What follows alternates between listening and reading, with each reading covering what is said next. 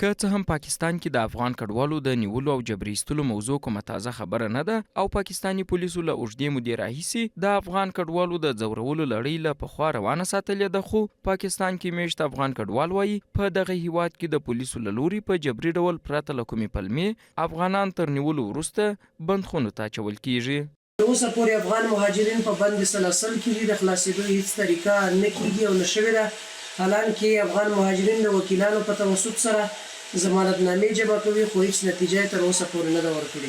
جامعه جهانی نباید تنها به صدور بیانیه اکتفا کند. سازمان ملل باید تیم‌های نظارتی ویژه‌ای را در نقاط مرزی و مراکز بازداشت مستقر کند تا از شکنجه، بدرفتاری و مصادره اموال مهاجران جلوگیری صورت بگیرد.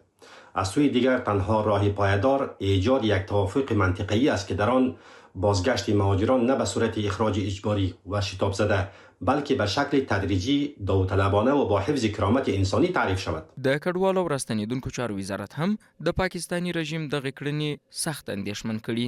وایي هڅې روانې دي څو د افغان کډوالو ستونزو حل ته د اړوندو اتشو له لوري رسېدنه وسي.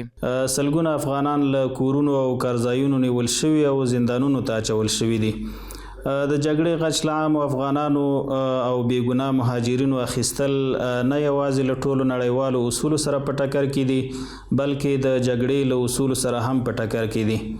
موږ له ټولو بشردوسته هیوادونو او نړیوالو سازمانونو چې د مهاجرینو د حقونو په برخه کې مسؤلیت لري غوښتنه کوو چې په دې برخه کې چوپ پاتې نشي او خپل مسؤلیت ادا کړي.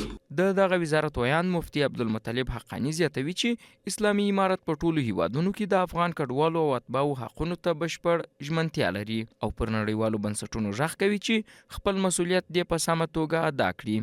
د مهاجرینو د حقونو او عزت خوندیتوب موضوع د افغانستان اسلامي امارت ته لومړیتوب لري او ټینګار کیږي چې له کډوالو سره باید د نړیوالو اصولو او بشري ملاحظاتو په چوکاټ کې مناسب چلند وشي. همداراز د مهاجرینو د باعزت راستنیدنې په هکله دلته په داخل د هیواد کې هم پوره چمتووالی نیول شوی دی.